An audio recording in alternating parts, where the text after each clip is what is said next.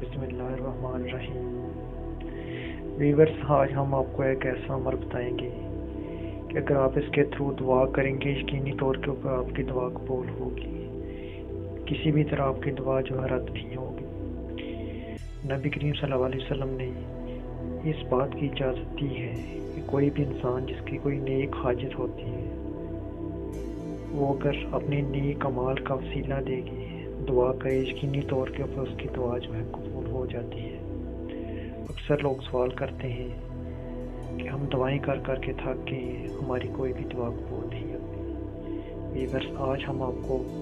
وہ طریقہ بتائیں گے جس کے تھرو رسول اکرم صلی اللہ علیہ وسلم نے بتایا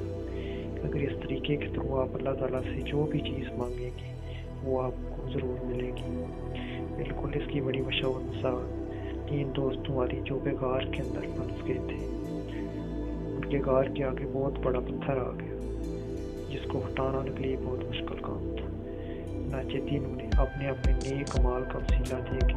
اللہ تعالیٰ سے دعا کی اور ان کی دعا قبول ہو گئی اور وہ پتھر پیچھے ہٹ گئے۔ نبی کریم صلی اللہ علیہ وسلم کا ارشاد ہے کہ کوئی بھی شخص جس کی کوئی بھی نیک حاجت ہے اپنے نیک اعمال کا وسیلہ دے کے اللہ تعالیٰ سے دعا کرے، اللہ تعالیٰ اس بندے کی دعا کو کبھی بھی رد نہیں کرتے۔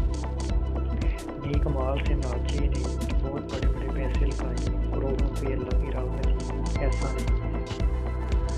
اگر آپ نے راستے میں جاتے ہوئے کوئی پتھر بھی ہٹا دیں تو وہ بھی آپ کا